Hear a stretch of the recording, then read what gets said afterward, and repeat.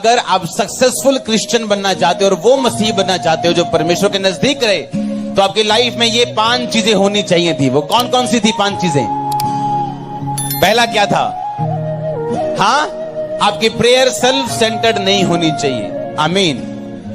कि जब भी प्रार्थना करने के लिए बैठे तो सिर्फ अपनी प्रेयर कर रहे हैं हम। जब भी प्रेयर शुरू की तो अपनी प्रार्थना कर रहे हैं। जब भी प्रेयर शुरू की चंगाई की प्रार्थना हो रही है या जो मेरी जरूरत है उसके अनुसार प्रेयर हो रही। इसलिए बाइबल कहती तुमने जो मांगा वो पाया नहीं, इसलिए कि तुम व्यभिचार में उसको उड़ा दो।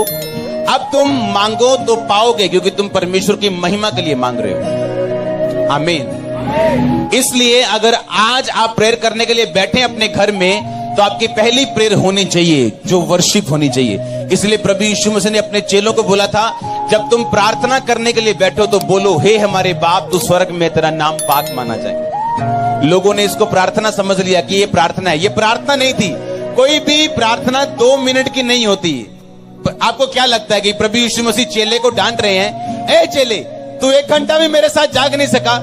तो जब चेले बोले प्रभु मुझे प्रार्थना करना सिखा, तो परमेश्वर 2 मिनट की प्रार्थना सिखाएंगे क्या? यीशु मसीह मिनिमम बोल रहे हैं कि तू 1 घंटा भी नहीं जाग सका मेरे साथ, डांट रहे हैं उसको। और जब चेले बोल रहे हैं मुझे प्रेयर करना सिखा, तो क्या 2 मिनट वाली सिखाएंगे? हे हमारे बाप तू आसमान में तेरा नाम पाक माने तेरा राज आए, 2 मिनट की प्रेयर सिखाएंगे? नहीं, ये एक प्रेयर का स्टाइल था कि जब तुम पहले बैठो तो बोलो तेरा नाम पाक माना जाए, उसकी वर्शिप करो पहले 15 मिनट, 20 मिनट, आधा घंटा। परमेश्वर ने कहा जब तू प्रेयर करने के लिए बैठे तो मांग कि तेरा राज आए, हे पिता तेरा नाम पाक माना जाए। जब तू प्रेयर करे तेरी प्रार्थना सेल्फ सेंटर्ड नहीं होनी चाहिए कि जब भी परमेश्वर की हुजूरी में गए तो रोते और पीटते हुए गए, हे परमेश्वर तू नहीं जानता मैं कितनी दुखी हूं, तू नहीं जानता मैं कितना दुखी हूं, क्यों मेरा वीजा फेल हो गया, क्यों मेरे बेबी के साथ ये कर दिया, वो कर दिया, फलाने ने ये कर दिया। No no no no no no. आप जितने मर्जी दुखी हो, वचन नहीं मुड़ता उसका जो कहता है कि उसके फाटकों से धन्यवाद करते हुए उसके आंगनों में स्तुति करते हुए प्रवेश करो।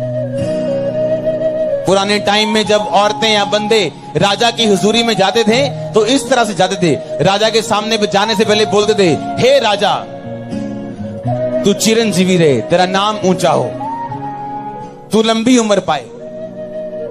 हाँ, वो ऐसे राजा को बोलते थे।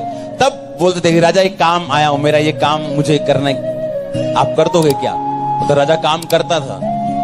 राजा के सामने निराश मुंह से जाने का मतलब ये होता था कि आपको राजा के ऊपर विश्वास नहीं है और आप राजा की ताकत पे भरोसा नहीं करते हो। और राजा लोग गुस्सा करते थे जब आप उनके प्रेजेंस में गिरे हुए मुंह और उदास मुंह के साथ जाते थे। तो सोचो, जो राजाओं का राजा परमेश्वर है, उसके सामने अगर सही रीति के साथ नहीं जाएंगे तो क्या होगा हमारा? कितनों को समझ आ रही है? अब आपको यह पता है कि मेरी प्रार्थना सेल्फ सेंटर्ड नहीं होनी चाहिए। जब मैं प्रभु की हुजूरी में